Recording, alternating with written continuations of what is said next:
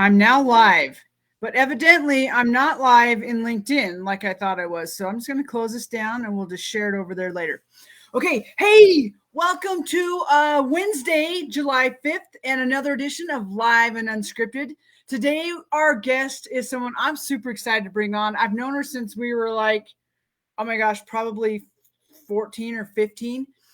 We spent many years not in contact, and a few years back, I don't even know how it happened. We can chat about that when she comes on, but I'm super excited to bring her on and let her share some of her experiences and yummy nuggets of wisdom and what she's up to now and all the good stuff. But before we get going in all of that goodness, let's start how we always do. And let's do a little bit of housekeeping before we go there. Okay, I'm just checking in. I don't have Leah watching on the other side today, and so I'm going to do my best to watch for your comments. So give me just a second here to find us live. Hey, there we go. We're right there. Okay, awesome. So little bits of housekeeping are we had an amazing summer solstice fire by the river. We want to thank everyone who came out. It was a spectacular night of just really great conversation, and it was fun to see what people brought for food. In my mind, I'm like, we're camping, we have a fire, it's like tinfoil dinners, and there were a lot of sandwiches there, and it was really fun. It was to watch people be like, oh, you brought a sandwich too? Awesome. Oh, you brought a sandwich too? It was awesome. Here, outdoor like tinfoil dinners and different ways to do that kind of fun. That's also affordable and fun. Those are affordable and fun. I love it. So watch for details on that. Again, I just started setting those in motion yesterday, so coming soon. You will find that information first on the Righteous Rebels Facebook page, Facebook group, and you'll need to go and join that. So head on over there, boom, touch the button, and we will let you in. I checked before we got on. I believe I've let all of the requests in. So if you're having to see this on a replay because I missed it, or you're just checking, I apologize for that. Let's see. You can also check out our events. It will be posted on therighteousrebels.com. There you will also find information on our river trip coming in August. We still have spots. And if you reach out, we have an amazing surprise. You're going to want to reach out and find out what that is, because it's going to benefit you a lot. Like 30% a lot. How about that? So that's in August 14th through the 20th. And what else? Tomorrow we are doing I don't know the time yet. It'll be on the Righteous Rebels Facebook group, a painting session with Leah. And then I think that's all I know up to right now. A lot of good stuff going on. And then again, just feel free to participate. Like, go in and answer the questions and send us your pictures, or it's open so that you can make a post and share cool things that are going on in your world too. That's actually the really rebellious thing to do, to actually participate. And we're going to encourage you to do so. We know that it feels scary. Sometimes that it can feel uncomfortable, that it can feel uneasy. You think you might get judged or you might be made fun of. Like, we get all of that stuff. And that's part of why we created Righteous Rebels. I have an incredible itch that I'm really trying not to itch, but oh my gosh. Is so that you can start coming home to yourself. You can start experiencing what freedom really is. And that's freedom of what other people think. It's freedom of doing things in all of the ways that you've been taught, especially if they don't feel good to you. If they feel good to you, amazing, continue doing that.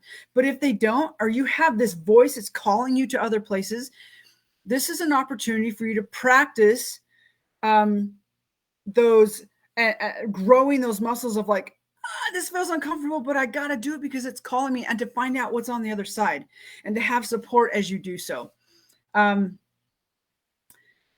It really is just this way of learning how to be amongst people who are also taking risks of putting themselves out there and practicing in a way that it's safe. We've created a safe, beautiful container for you to really start to understand who you are, to let go of the expectations of what things should look like. And I just said expectations and should in one sentence. Holy cow.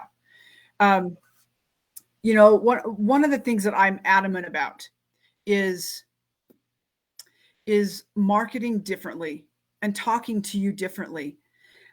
Going, I don't want to say opposite, moving in a different direction that teaches you how to feel out whether or not something feels like it's going to be good for you, or it's going to be empowering for you, or you're going to learn amazing things, rather than being told, hey, when you come on our adventure, you can expect to see this. Blah, blah, blah, blah, blah, blah. I'm not, I probably won't do that for you, because I can say to you some things that you may experience are, and we can do it like, in fact, if you go on our website, we kind of listed it out like a drug commercial. Side effects that you may experience are increased happiness, pleasure beyond, well, that's how I'll do it. But I really feel it's important that as just human beings, that we start to really recognize our humanness and how much we've been conditioned to not recognize that, to not hear our own voice and listen to our own hearts. And so I'm just going to put it out there and say, you probably won't see that stuff. And it's very intentional, because I want you to start listening to you and start trusting you and start feeling through your answers and knowing that everything you need is inside of you. Wow, I don't know where that came from, but you're welcome.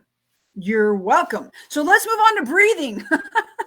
So here at Righteous Rebels, or on Live and Unscripted, I love to start with a simple breathing exercise as a way to let go of everything that's happened in the day so far, and to let go of anything that we think is going to happen, or any expectations that we may have for what's going to happen for the rest of the day, and just plop ourselves right here, right now, where we can bring our hearts into coherence. We can settle and slow our minds down. We can actually hear ourselves think.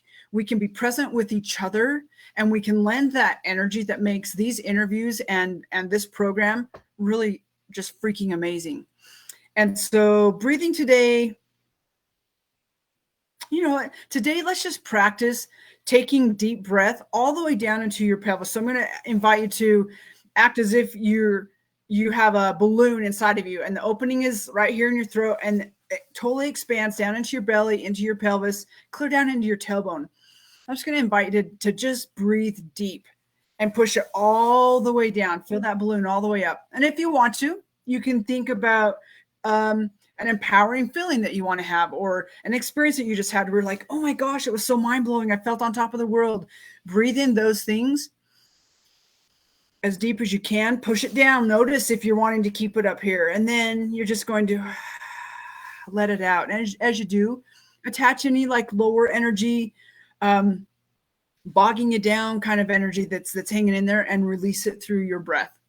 Let's do like 30 seconds of that. I'm going to invite you to do it with either a downward gaze or closed eyes, whichever feels most comfortable for you.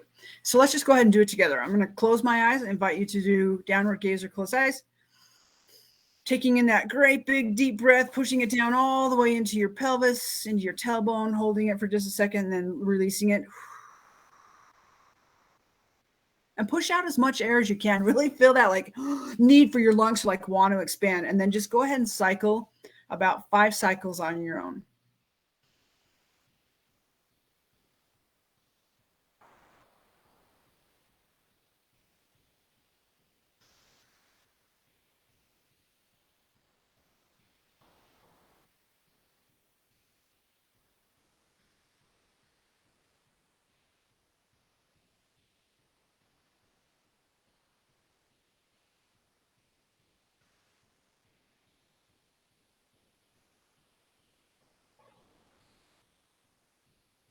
And one more.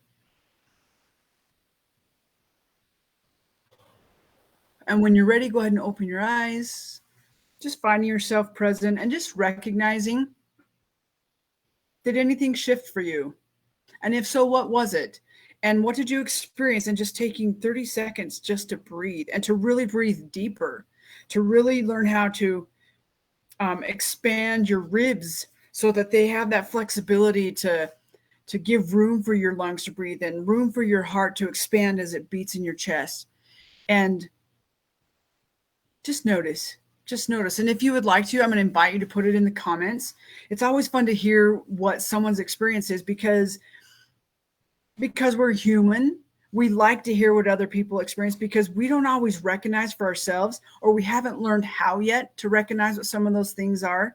And so when you do the rebellious thing and share your comments, you're also teaching somebody else possibly that, like, oh, yeah, that's what I experienced, or that's what, okay, yeah, and start learning how to get into that for themselves. So, oh my gosh, with that, I am so excited to bring on today's guest, Megan. I call her Maggie McDonald Enriquez, just because she's, in my mind, she's still McDonald. So, again, we met probably, I don't know, she's a couple years younger than I am.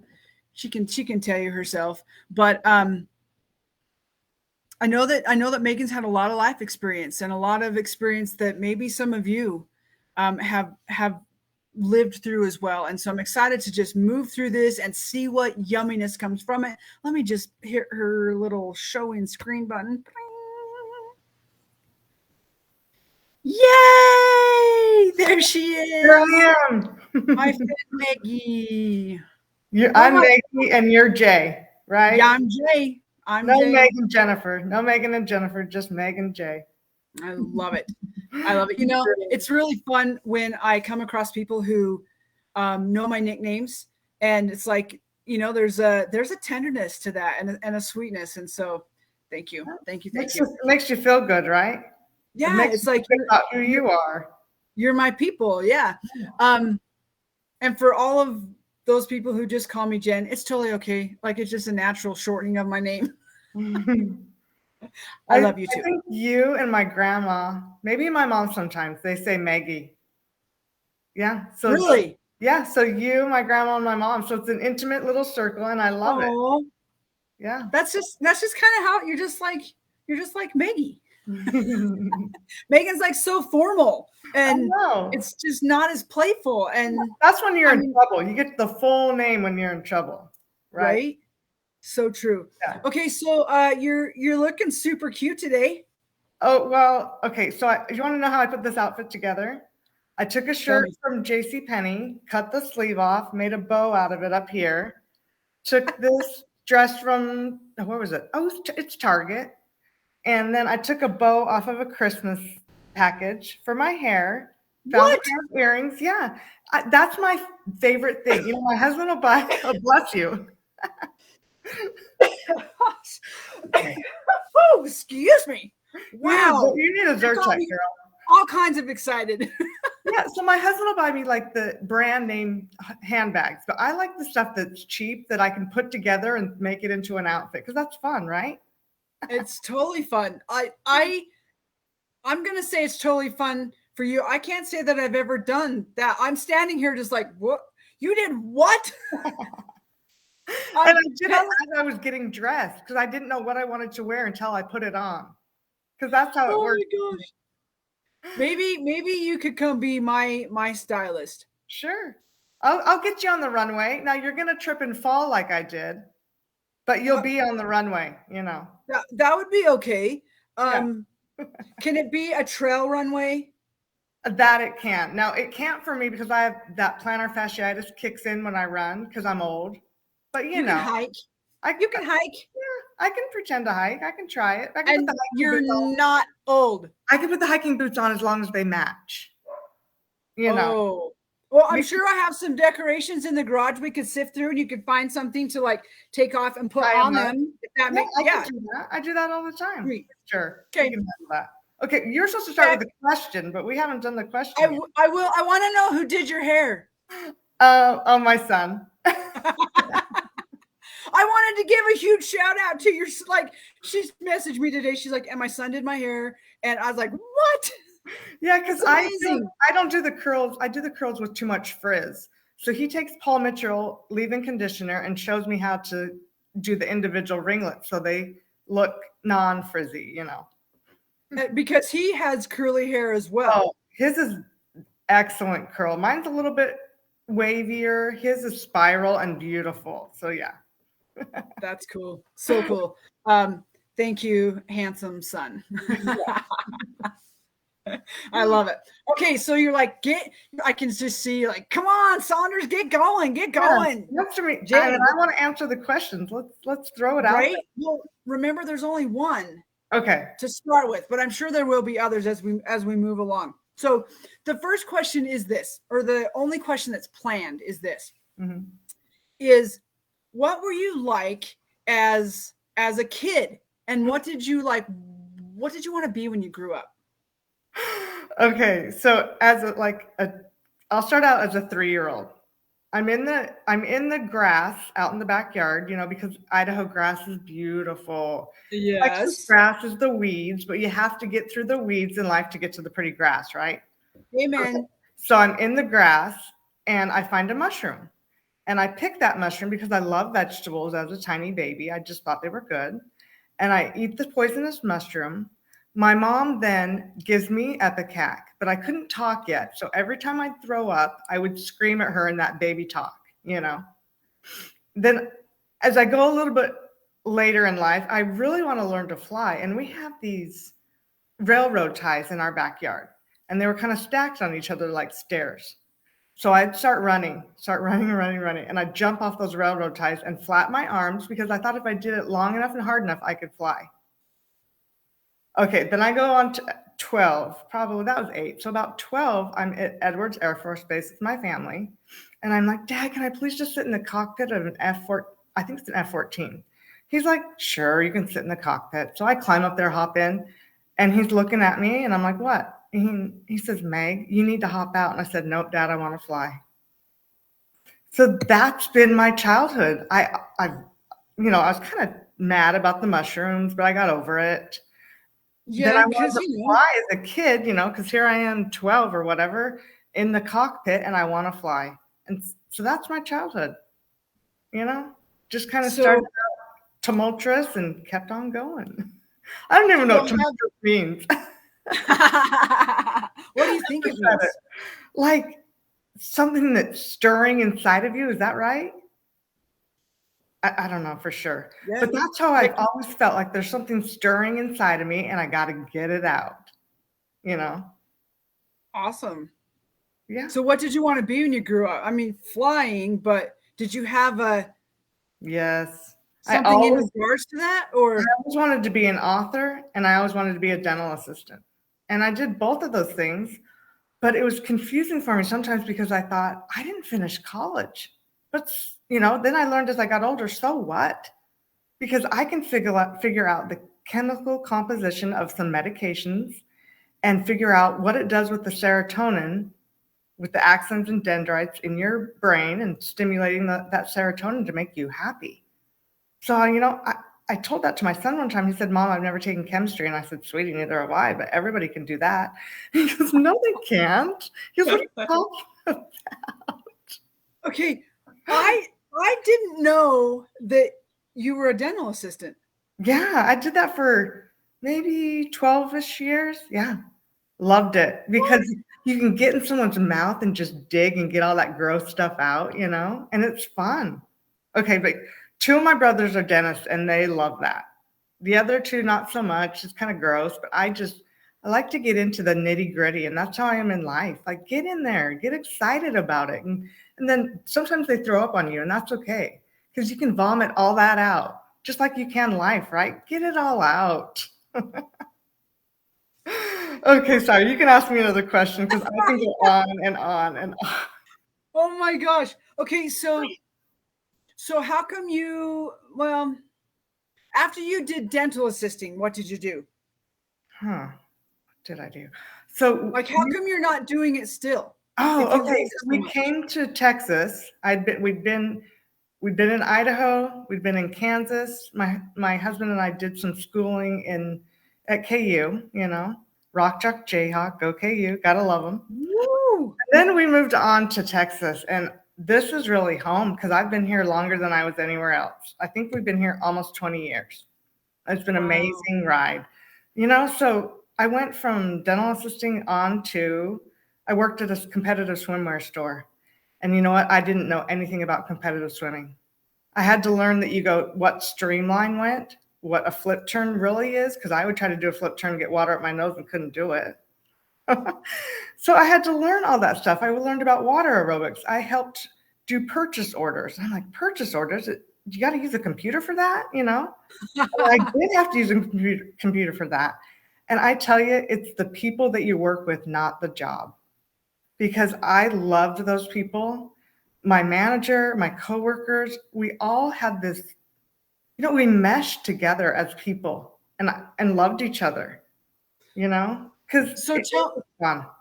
So let's expand out on that just a little bit. Tell me, you say it's the people, not the job, which I think in most cases is probably really true, because you can be in a job that you love, but if the people don't mesh. So what was it for you? Like when you say it's the people? So, when you have a family, those family members are, you're sent to be together. Your mom has babies and you're a family. But you can't choose your family necessarily, but you can choose your friend. So I choose all my family members to be my friends. But it takes sometimes a long time to get there. Like sometimes you have to go through trials and struggles and happy times to get to the point where you're like, okay, I choose you. So those people going back to the people that you work with, the people in your life, you say, I choose you to be my friend. Because you can love people, but not always like what they do, Sure.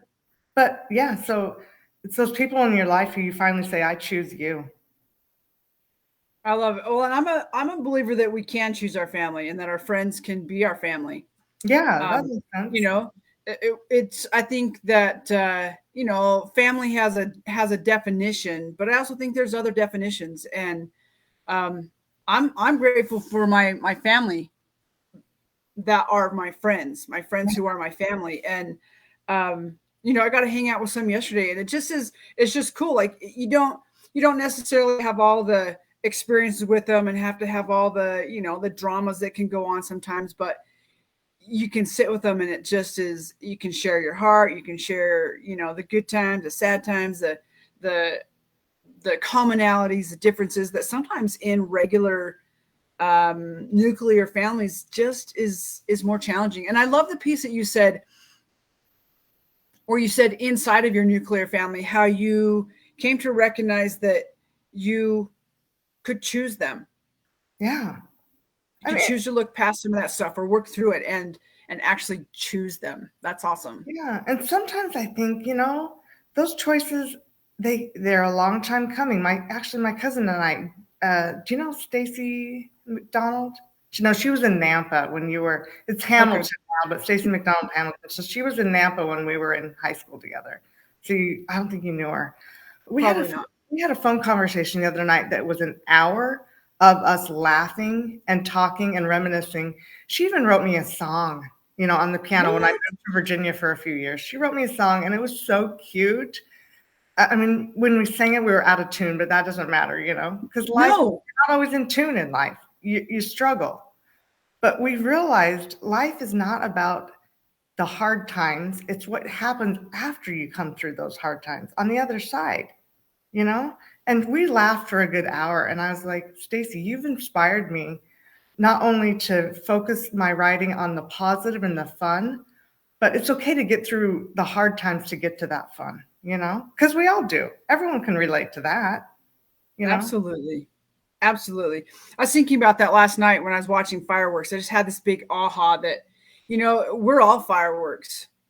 Well, we all have those like beautiful explosion moments where we have to go through hard things. Yes. So just like, and our life sometimes feels like it has to explode, and our comfort zones are just like stretched or destroyed altogether to create new comfort zones so that we can actually get to the beauty of the fireworks that are us. Oh my gosh, that's so exciting, because I had that same epiphany last night. Same thing. My brother said to me, Megan, create a good trigger in your life And so when you have that trigger, you're going to be excited about it. So I said, okay, I know exactly what I'm going to do. So I went over and lit a candle, and it's those that kind of spark, you know? Oh, those are cool. So that candle was sparking and I could smell it, and I had this awesome trigger. Then I went outside and took a picture of the fireworks and kind of adjusted it on my phone, because I figured out how to make it look pretty, you know, even when you take a bad picture, you can make it look nice, you know, and sent that out to some family members and just said, this is my new happy trigger, a candle and some fireworks, because that makes me feel good about who I am. I love it. I love it.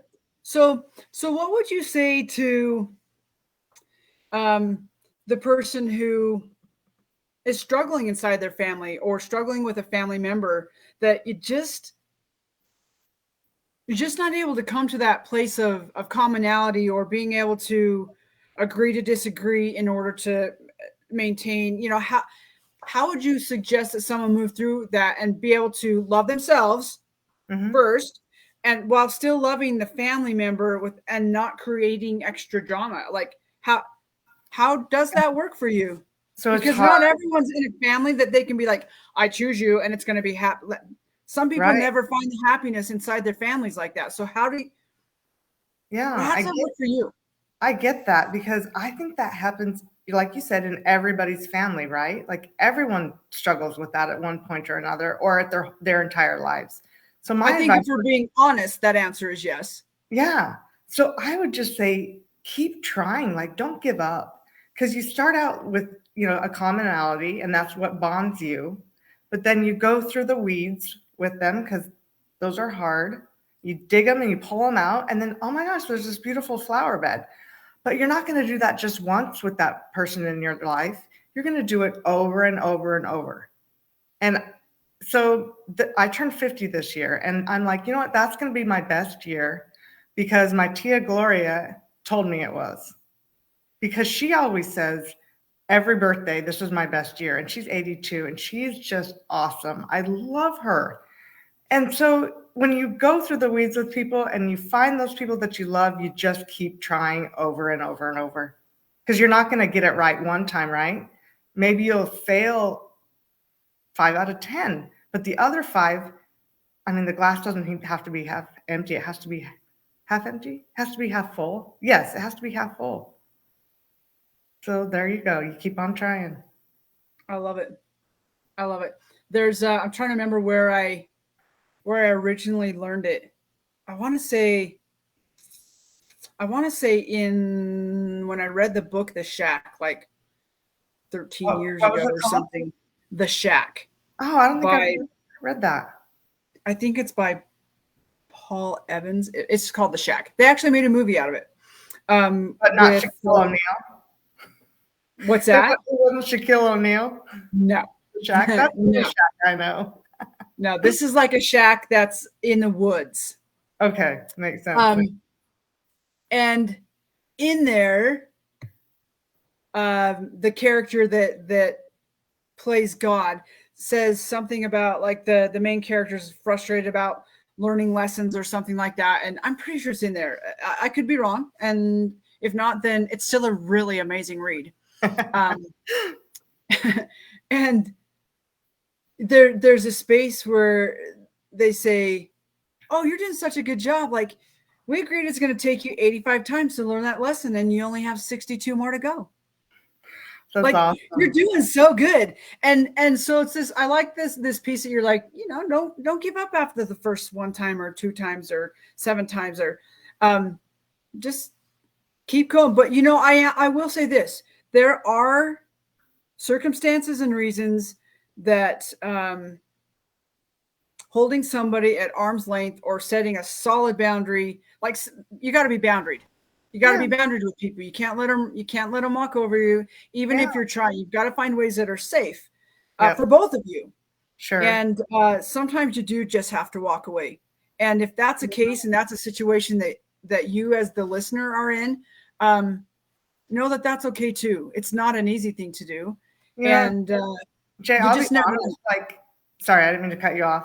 Go ahead. I'll be honest, I've had to walk away from people, but I know people that have actually walked away from me in a healthy way, right? And not permanently walked away, but been like, we need a timeout. I can't continue this conversation or I can't continue this interaction.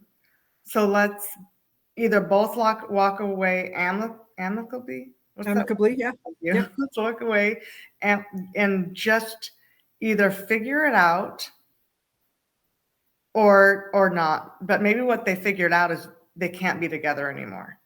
Yeah. I don't know.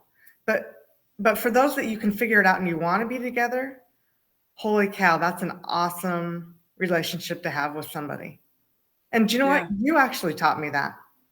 What? You did. As kids, you taught me that. And then when we were older, you taught me that. Do you want to know how?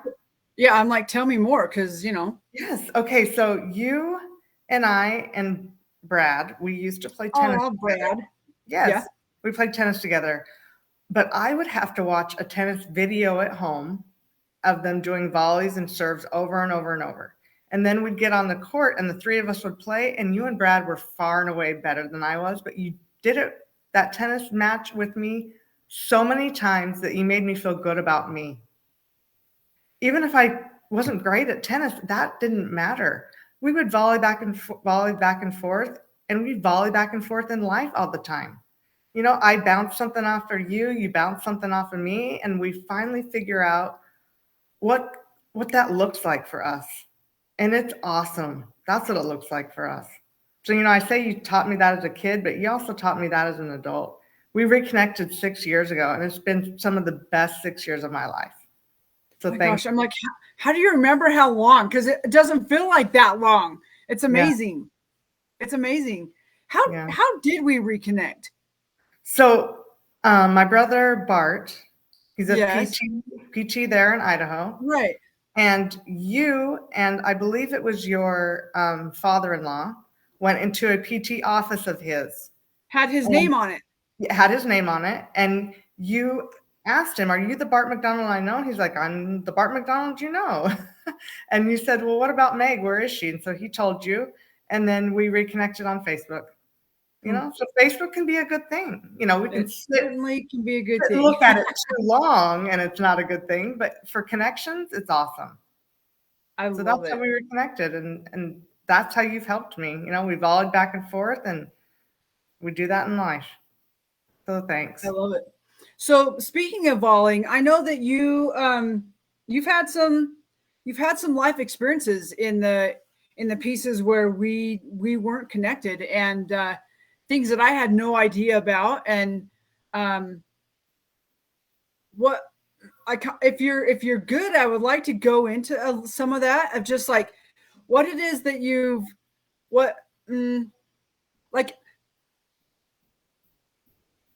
what am I trying to say? It's like 10 thoughts at once.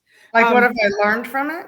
What has your experience been, or experiences been? And then, what has it, as you have volleyed back and forth over the years of like listening to outside of you, learning how to listen to inside of you, having all the voices outside of you, not sure what your voice is inside of you, like, and what you've learned, and like where you're at today. Because I will tell you that the Megan that's sitting in front of on this computer today is not the person who I reconnected with 6 years ago. Yeah. And it's been really interesting to watch and witness the journey that you've been on just in the short time that we've reconnected. And it's been really fun to watch you, I'm going to say, come back alive. Yeah. So you and I had a conversation last week, and we talked about a book that we're going to do together. And I believe you said it was Riding the Pendulum Swing. And that's what happens with people. They go back and forth in life, and they have a high on one end, a low in the middle, and then they go back up high. Because you're not going to always have moments, because you taught me that too. You don't have a bad day. You have a bad moment, right? But you ride that pendulum swing, and you go back and forth, because everyone does, right? That's how we relate to each other, because life is relatable for all of us on every emotion. Sometimes people just have higher emotions or lower emotions than the norm, but we can all relate because, that pendulum swing, everybody does it. Did that answer your question? Kind of. I'm going to ask another one because it doesn't. I actually would like to know what you've experienced, what the challenges have been that that have taken you to some really low places, because there will be somebody who hears this, Megan, who have been in those kinds of low places, and and they want to find the exit out, because that stuff's just freaking challenging. And so what have been your challenges? I know you've had some physical challenges. I know there's been some mental health challenges. And feel free to speak to them. I mean, we don't need to go into nitty gritty, but just like, what have they been, and what have you experienced in those low places, and how have you moved yourself to where you're at now? Okay. Well, I can just give examples of, let me start with physical.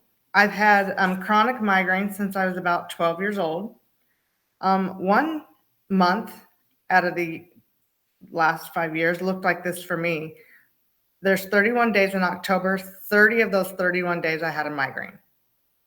I had repeated migraines. Didn't know it at the time that if you take Emitrex for migraines more than 3 days in a row, you're going to get repeat headaches. I also had something, what was it? Oh, I had an IUD, and that was promoting more hormone imbalances and more hormone problems and contributing to the migraines. I have, let's see, another trigger for migraines for me is allergies, and as well as barometric pressure. And I'm living in Texas where, man, that barometric pressure goes up and down all the time because of the tornadoes, watches, warnings, storms, you know. So migraines is a huge thing where I can relate to people and be like, hey, if you actually eat an apple first thing on an empty stomach in the morning, somehow that lowers your blood pressure. Yeah, I'm saying this right. It lowers your blood pressure. And somehow that, a friend just told me this the other day, and that helps with your migraines. So there's that relatability again. So that's one thing physically that I experienced. Another thing that I, how long did you experience that? Oh, like, was it just a month? Was it a year? I can look at my watch and tell you, because I had a migraine this morning, but I was able to, I took actually Tylenol, drank extra strength Tylenol, drank a little bit of caffeine, and did some breathing exercises. And I was like, oh, now I can relax. How nice is that? And then my headache went away. It didn't excel into a full-blown migraine, because I was able to control it on the front end, right? Gotcha. Did I hear you say you'd been experiencing these kinds of headaches, maybe not to the extent of number of days per month, but you've been experiencing it since you were 12? Mm-hmm. So in essence, did you feel like that was just part of who you are, or like what goes through a person's mind? Because I've only had a couple of migraines in my entire life, and thank heavens. And but what goes through your mind? Do you just start to question? I'm thinking for myself, I'm like, I think I might want to question. I would wonder what was wrong with me. I would think, why can't, like, come on, God, help me out here. Why can't I be normal? Like, what kind of stuff goes through your mind? I'm like, did you just identify with that's just who you were, or what life was going to be like? How was that for you? Or is it still? I didn't ever get to the point where I'm like, I can't change this. I was at the point where I really realized that I'm grateful for social, emotional, and spiritual strengths. And I know that with God, I can stand strong and do all. But it's in that very hour that I need Him, He is there. Sorry, it's gonna make me cry. I didn't mean to. I'm like, no, sorry. There's no apologies, because someone needs to hear it and see it. But so that's where you start. You start out realizing you can't do anything without a higher power. So I would, sometimes there's things I would pray about, or I would be frustrated and angry. I'll just be honest. Sometimes you're mad, and you're like, I'm done. And then sometimes you cry, and you're like, I can't cry anymore because now I can't breathe, and I'm making the sinus pressure worse by crying. But you know what? My mom told me one time, and this has stuck with me. She said, Meg, you even look pretty when you cry. Aww. And I thought, bless her heart, that's so sweet. She didn't have to say that. But yeah, so you can, my grandpa had migraines, and he would have a tear running down his cheek and a smile on his face. So it made me realize, yeah, migraines are hard, but you can get through them. I'd take ice during baseball games because Texas, it was over, the heat index was about 120 last couple weeks at baseball games for my son. So you put an ice bottle, you freeze the water bottles in the fridge, you put one on your neck, one on your stomach, and one on your feet, and it pulls all the blood from those areas. And so you don't have that pulsating, in your head for the migraine. And then you drink Crystal Light like there's no tomorrow. Because Crystal Light tastes good, it's sugar-free, keep on chugging it down. And then you hardly perspire, even though it's 120 out there. And your headache feels a little bit better. You get some relief. So, so if I could share those tidbits with anybody and everybody how to overcome a migraine, I'm like, oh, that's okay if I went through that, because I can share that and help somebody else. I love it.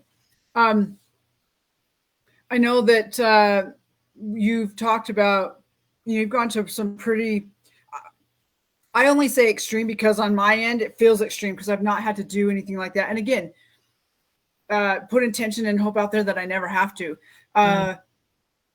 You've gone the Botox route. We talk about this. And so talk a little bit about that, like making that decision to go like to that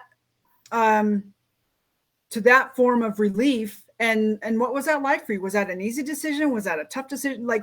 No, it was hard. So I went to a doctor that's downtown Dallas for about a year. They did trigger point injections, which are similar to Botox, but they're a lot more painful. You put one here, above your ears, and in the base of your skull. I had a friend who would take me there because if you're losing vision in one eye and throwing up, you shouldn't be driving, True. So I get downtown to this doctor, and as he's doing those injections, I thought, oh, I'm sweating profusely here. Would you wipe that away? And I'd asked my friend to wipe it away. No, she's like, no, sweetie, that's not sweat. You're bleeding. And I'm like, oh my goodness, I'm bleeding from near my eyes and my ears. And then I'd think, okay, there's only one person I know that bled from every pore, Yeah. And that's what pulls me through. But really, humor pulls me through because I have tendencies. I tend to do this and I tend to do that. But who doesn't, right? Who doesn't? Right. Really, what pulls me through is a good sense of humor. And my brother Brian taught me that. Holy cow. He was the youngest of 5. As he got older, that humor just kept coming out. And it's kind of like vomiting. You vomit all that humor out and it splatters all over everybody, but it feels good, right? It pulls you through. Humor makes you feel good about yourself. That's awesome. So if you can get through those hard times and feel good about yourself, okay, you're winning, I love it. It's so true. Well, and it's so much easier to laugh at our follies and our like mistakes and mistakes and all of the things, and than it is to like beat ourselves up. We're just human. Yeah. We're just human. And when we can start looking at things like, it's like we're living a movie and they take how many takes? Take 1, take 2, take 85. And they're laughing. They actually put it on the end of the movies in funny roles and they do the beer. Like, we got to learn how to do the same. So, okay, can I tell you about a movie? Have you seen the movie 50 First Dates? Yes. Barry Barrymore. I always say it backwards. That's so funny. My husband teases me. So in that movie, she relives, her same day over, or her same week, something to that effect, over and over. And I finally said to my husband one day, I'm not in that movie. This is not 50 First Dates. I don't have to relive painful things over and over. I can choose to relive joyful things over and over. Joyful things. Let's relive the good moments. Or to just let that stuff stay in the past and live. Yeah. the present, like Live in gaining the new yes, live experiences. in the present because that's what makes you feel good. You don't Yes. even want to live in the future because the future gives me anxiety. The You don't past know gives it. me pain sometimes, but the present, holy cow, if I can be present and intentional with everything that I do and say, because I have clarity, right? I have clarity of what is real and what isn't real, or what's not real, but what's exaggerated and what's not exaggerated. That There sounds you go. better. Yeah, so if you can live intentionally in the present, you got it made. You got it Right. made. And for all those of you who are doing that, just know that, man, we support you like crazy. It's not Yeah. always easy. In fact, it's No. pretty damn challenging. I want to keep And we just moving say, on. keep up the good work at doing your best to be as conscious as you can possibly be and as intentional. Yeah. Um, okay, so I would like for you to share a little bit. We're at like 46 minutes. We're doing okay. Mhm. I would like for you to share, if you feel comfortable enough, about some of the mental health challenges that you've experienced, and where that has taken you, and what it has, because I know that it's taken you to some pretty dark places, Mhm. and I also have seen you move through that. And so, like, how do you move through that, and how are you? I mean, I know currently you're in a good place, which is really beautiful to see. But just talk a little bit to that experience, because that Mhm. seems to be a really big thing for people today. Yeah. I mean, things like anxiety, depression, um, being how do I say this? Sensitive to the things around you, feeling like your senses are exaggerated, like lights are brighter. I actually wear blue blocking lenses in the house because they block those blue rays from computer screens, TVs, phones. But Right. they also calm me down. They induce melatonin into your brain and they reduce migraines, but they also calm your mood. You're like, I'm a little agitated. What do I do? Put your blue blocking lenses back on. And my brother Brian, again, he reminds me of that all the time. He's like, Meg, what are you doing to help you relax? I'm like, oh yeah, I put my blue blocking lenses on. I do some deep 4 count box breathing, and I just enjoy life. You know, you relax. But some of those things have been hard. Like, I'll be real honest, I've had many jobs, and that was hard because I was either let go from them because I was struggling with doing the things that people do at a job. You know, sometimes the register would be real hard for me to count. I'd struggle with that. But I Sure. have, but I have found over the years when I panic, I can't think straight. When I have a clear mind and use clarity really, and use incorporate that into my brain, oh my gosh, I can add and subtract without a calculator. I can figure the tip out. I can do all those things. One, because I'm smart, and two, because I'm helping myself calm down and just relax. So that's the advice I would give to anybody who struggles with emotions and moods, is to be like, okay, just take a deep breath and relax because you got this. You know, you got it. Yeah.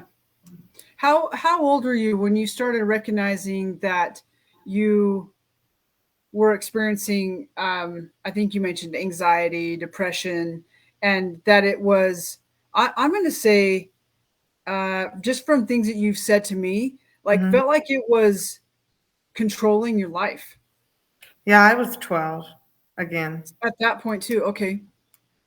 Yeah. So it was just, it was so my dad always, he inspired me to say, I live in Las Vegas on steroids sometimes. Life is exciting. Life is good.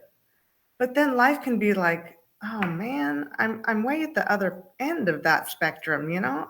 I'm not excited and it's not super exciting. But life doesn't have to be super exciting all the time. You're not always going to be in Las Vegas on steroids, you know? You're going to Yeah, have the other absolutely. end of that pendulum swing like we talked about. You're going to feel sad, and not only sad, but sad like you can't pull yourself up by your bootstraps sad. I can't remember who the talk was given by, but I listened to a talk one time, where the speaker just said, you know, to get through life, you're going to have those low lows and high highs, but you've got to find a balance in between, because it's that balance that makes you feel good. It's being on sturdy ground, not on rocky, tumultuous ground. I learned I can use that word now. Right. Tumultuous. I like it. It's unfortunate that sometimes things come by and they rock your world. But my favorite word in Spanish is desafortunadamente. And my mother-in-law taught me that because it means unfortunately. So you can say, unfortunately, I went through a hard time, but it's awesome because I came out on top. Yeah. Yeah. Well, I think that's a mindset thing too, is like, it feels unfortunate, but was it unfortunate? It's just like, because it got you to where you are today, right? Right. Because sometimes things have to fall apart. Yeah. Or in order to reorganize in a way that is healthier and more beneficial and more authentic, and leading you in the directions that your life and your soul are taking you to. Yeah. I'm like, I had a question. What kind of wisdom would you give someone who's really like in the throes of anxiety, depression, possibly bipolar, having some of these labels and stuff given to them, and wanting, I'm wanting to be really sensitive here. I would say don't use labels for starters. Don't use labels, because that makes you feel bad about who you are, and you're not a disorder. You have those tendencies to feel bad or to feel happy or overly sad, but it doesn't define you, because you're beautiful, you're outgoing, you're funny, you're fun to be around. You make other people feel good about who they are, and you can relate to people. That's my huge thing in life, Jay, is I can relate to people. I can look at somebody and say, oh, you're having a down day. I can relate to that. Relatability is huge no matter who you are in life. If you can say, I not only see your pain, but I feel your pain. I told my brother Mark a few days ago, I said, I love you so much it hurts. And it's because it does, because you think, oh my gosh, if I were to lose this person right now, it would hurt so bad because I love them so much it hurts. Yeah. Yeah. I love this piece about relatability. And it's something I think that I don't even know how I knew it as a kid. But somewhere inside me I did. And it's that my friends would come to me and want counsel. And I'm like, are you kidding me? I'm 12 or I'm 15 or I'm 16, and do you see what goes on in my household? Which compared to some households was like nothing, but for me, it was something. And, but what I knew even as a young person is that vulnerability is key. Yeah. And it's that piece of relatability. It's that when we normalize our situations and we don't have to take on the shame of what's going on around us or inside of us, and we can just own it and recognize it's all part of a lived human experience, and we can kick that door open for other people to do that. That's the piece of relatability that I really love. And again, it's part of the righteous rebel community, is normalizing being human. That we are just, we're crazy, amazing beings, and we're going to experience a myriad of things that feel amazing, and a myriad of things that make us sometimes want to not exist anymore. Yeah. And all of it and everything in between is just part of lived experience. And I think that's what I've loved about our last few conversations is I may have uncorked on Megan a week or so ago. No, I so needed it. I don't like to be enabled.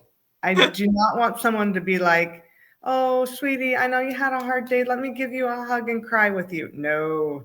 Be Right. like, hey, snap out of it. You're okay. You're good. You're good. Well, and it's one of those things where, like, I just feel like in those moments, I'm a conduit, and I get this push to say things. I'm like, ugh, I don't really want to say those things, but I know. just Leah feel told me, it. And Leah said she was scared for a moment. She's like, Jay was really unleashing on you. Are you okay? I'm like, oh, I didn't notice that she was unleashing. I just thought she's being honest.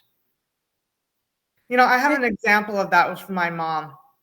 So I'm in the bathroom and I'm thinking, oh, geez, this bathroom is a little bit dirty. I don't want to touch the toilet seat. I'm just going to hover. I don't want to touch the handle to flush. I'll use my foot. So then in goes my foot right into the toilet.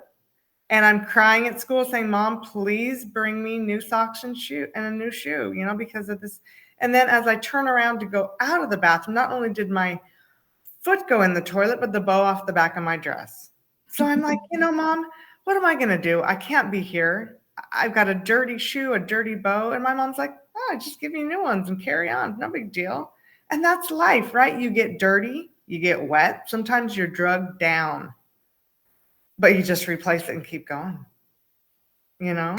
And my mom taught me that. And she keeps teaching me that over and over. You replace it and you keep going. It's no big deal. Brush it off. You'll be fine. But sometimes it is a big deal. I'll be honest. Sometimes it is a deal. I like to use humor to mask some of those feelings sometimes. But sometimes you can take that mask off with your closest friends and be like, this is really me. And that's okay with your closest friends, right? You don't have to do it with just anybody, but you can do it with your closest friends. Yeah, you got to have those vault people. As I think Brene Brown is the one who uses that terminology of, you know, people who you know can hold your heart and can hold, you know, your deepest pains, and they're still going to be okay, and they're still going to be okay with you. You know, there's lots of people that didn't even know I was a writer. Because I either assumed they knew and that I had told them, or I was a little bit guarded and didn't want people to know that part of me yet. But I have literally written probably 40 to 50 articles, you know, about different health issues. I've written 10 or 12 short stories, but only of those 10 or 12, one got picked up and is in a magazine. Of the 50 or 40 or 50 articles, 3 got picked up. Never have I published a whole book, but I've written 5 or 6 that aren't quite done, because you always have to wait till you know the ending, right? And until you live the ending, and you don't always that ending, because life continues to go on. So you put ... because it's not over until it's over, you know? My dad one time gave me a journal of his, and it was a very hard journal to read. It made me sad. It broke my heart. It made me cry. And he's told me, Meg, throw it away. You read it and throw it away. And I have one of those, Jay. I have a huge one of those. And I'm going to say, family, you can read this and throw it away, because it's painful. And if you don't want to read it at all, please don't, by any means. You know, you don't have to. But the ones that I want to share with everybody are the funny ones and how I came out on top. Yeah. And I would imagine that, I know that you're in the process of writing and finishing a book right now. Yes. And that some of those experiences will be in there. I know that you just said you're going to do some revamping of that so that it's framed a little differently, because you're in a healthier head and heart space. Yeah. And you know, what kinds of things can we look forward to on those pages? So I want to focus on what life feels like coming through the brain fog, you know? Sometimes medications mask our feelings, and they don't allow us to have all the feels, you know? I say feelings, you say feels. Love that. They don't let us have all the feelings in life that we want to have. But once you come through that brain fog and you realize, wow, number 1, I'm a good person. Number 2, I can love others because I love myself. And number 3, you just go back to number 1. I'm a good person. I love it. I love it. I'm excited to have that be a finished product and to be able to have it in my hands, signed, sealed, and delivered. Oh, I have a friend Preferably that's doing my picture. personally. Yes. I have a friend lined up that's going to do pictures for me because she said, Meg, Yay. I can do pictures for your 50th birthday. That's a big one to celebrate, and that's coming up. And I said, that would be so much fun. Would you mind doing a picture that for my book cover? And she's like, oh, that would be wonderful. I'll do that for you, you know? That's cool. And When are you anticipating having it? Do you have a date intended yeah, for completion? I And would, my goal is the end of the year because that's my okay, birthday in December. So okay, that's my goal. I had to quit traveling with my husband and my son, and they're going back to work and school. And so I'm like, oh, come end August, I got the house to myself so I can really focus. But that's my goal is at my 50th birthday, because 50 is going to be my best year ever, that's awesome. And I want to be able to say, hey, this is what it feels like to come through on the other end of happy. I love it. Now, I also know that you're working on another project, and you've started a little side hustle. Doing Yeah. what? So I'm making gift boxes. They're hand painted, and some of them have really cool like jewels on the top of them, like a butterfly, because butterflies, like this ring I have on, it represents a lot of fun things for people. So these boxes are hand painted, and it's called Memories. Yeah, Memories by megmh.com is where you can go to, not only to say, hey, would you do a gift box for me but the gift box that I'm centering on the most are ones that they're called anxiety boxes. So you write your anxiety on a piece of paper, put it in the box, turn it over to God, and walk away. Because you don't have to keep dealing with that anxiety. You just put it in the box, you're done with it.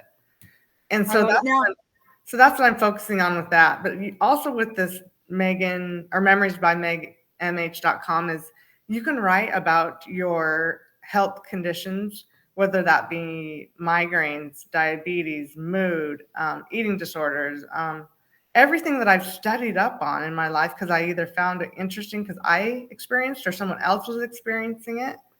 And you can write into me and I can answer your questions and we can just have fun going back and forth and bantering about stuff. I love it. I love it. Okay, let me make sure I have the website right. Mm-hmm. Memories by megmh.com. Mm-hmm. Okay. Yep. Awesome. And that's something I just barely got set up because someone helped me do it. It was amazing that they helped me do it. It's a couple that just authored a book recently themselves. They helped me set that up and, I just ran with it. So I actually don't know 100% how it works, but I got to get in there and make it work. Yeah, sure. Well, we know people who know how to do those kinds of things. So you can always reach out. Not to me. I'm not the one. Oh, I know who you're referring to. And she's amazing at it. Yeah. Okay, so just like moving into like final thoughts. Mm-hmm. What would be like three pieces of wisdom that either you live by or that, well, it would be something you live by, but that you would want to pass on to other people who, like you say, are struggling with either a physical or a health or a mental health issue, or just, oh my gosh, because they're human. Mm-hmm. What would be three tidbits of information, just wisdom, Mm-hmm. wisdom to So the live by? first thing would be peace. Because we live in a world that is far off from peace. You wake up every day and there's stuff on the news about another shooting or bombs going off somewhere or, people being shot with their own personal guns or guns in war, So I would say you have to find that peace for yourself and you need to know what that looks like for you. And I say turn the TV off. Yeah, well, turn the TV up. I say turn the radio down. When you have that radio blasting, you cannot hear your own thoughts.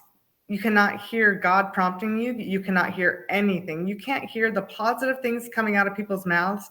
because you turn it into negative things that are coming out of their mouths when their intentions are positive and good. They love you. Because I've been there where I'm like, no, I'm screaming, I love you, please listen to me. But I'm screaming it instead of peacefully, calmly saying I love you, because that's how people hear, is when you're calm. So if you can get that peace in your heart and in your mind, wow, the world's a pretty place, even though it's scary, right? Even though it's scary. It can be. Absolutely. Yeah. Mm-hmm. And what's the second one? My second one, let me think. I'm gonna have to think hard about that. What do you feel? See, feelings are hard for me. I get a little bit confused. I'm like, feelings are hard. Facts, figures, numbers, not numbers. That's my husband. Numbers are easy for him. Facts are easy for my son. Feelings are like, wow, I got to think about that. We talked about that candle, lighting that candle, because if it's put under a bushel, is that a scripture or a saying? I don't know. But if you hide a candle under a bushel, you're not gonna see it, right? It's not gonna shine forth for anybody. So you gotta remove that bushel so you can see that candle. And the candle is you. You're gonna light up the world. You just gotta believe in yourself that you're gonna light up the world. Makes me think of that song, This Little Light of Mine. Yeah. Makes me think of a song that we sang at camp when we were little. And now I can't remember the words exactly, but it's going on a lion hunt because I'm not afraid. Got my come into a cave, climb the tree, look for a lion, but I don't see no lion. Right? That's exactly what it reminds me of life. You're going on a lion hunt, but don't be afraid, don't be afraid. You've got your shotgun. You might be coming to a dark cave, but you can get out of that cave. You can drop the gun. You can just be powerful because you've got it within yourself to be. Oh my gosh. I think that's the best thing I've heard you say all day. It totally takes me back to that place. Yeah, maybe the corniest thing I've said all day, but the best. I love it because it's so true. Like, and how sometimes just those little simple, silly things that we do can have so much meaning if we will just pause and let them come back to us.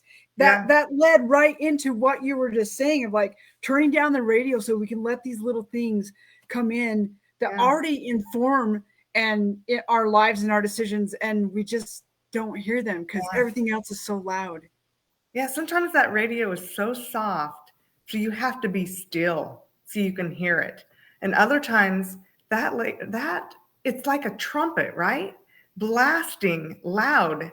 So sometimes I'm thinking, okay, I need to listen to this still small voice. And other times I'm like, I want that trumpet to be so loud that there's no way I'm going to miss it. Right?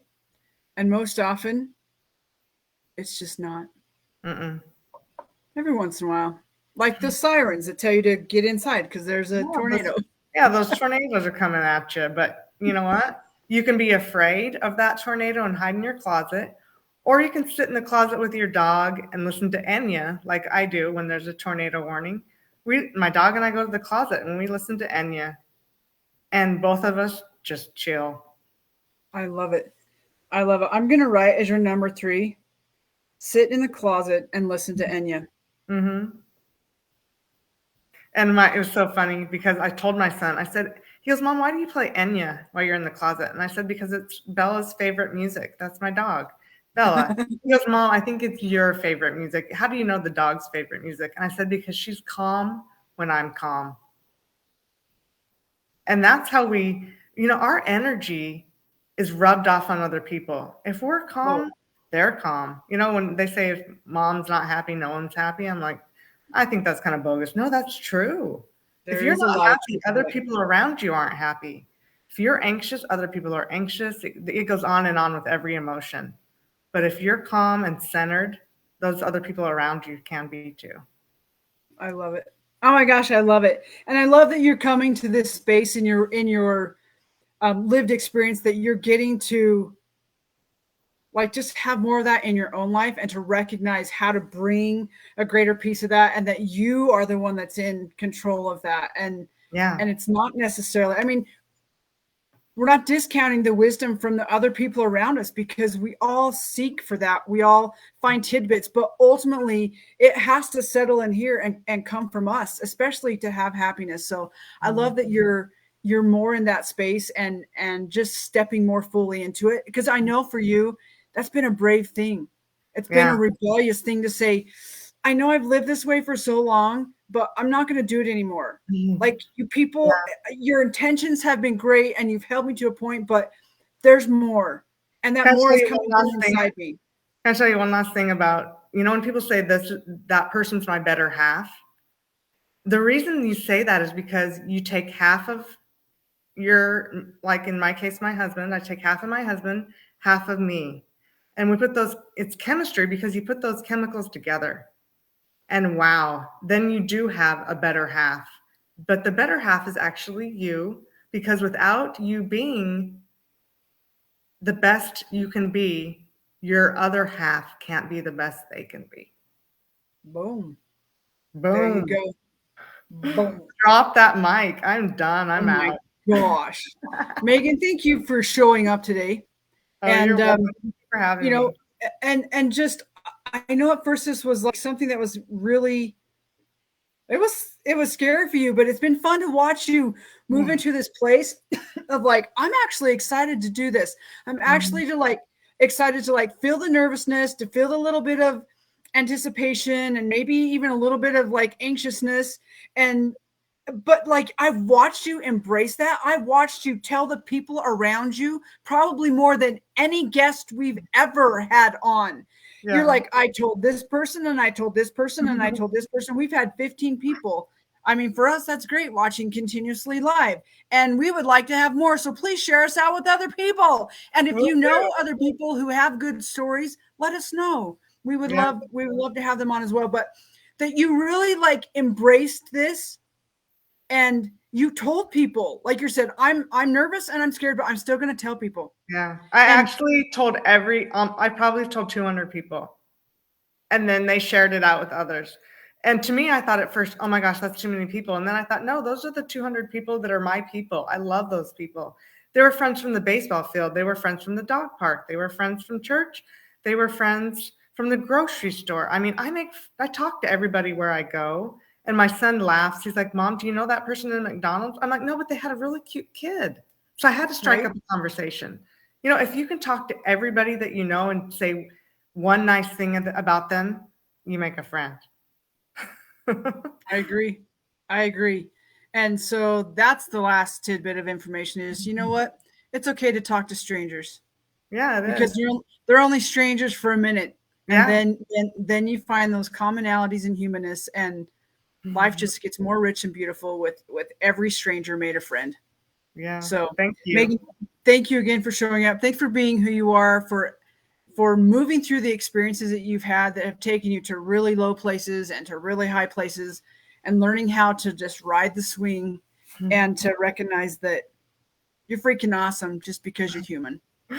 Thanks. Love you.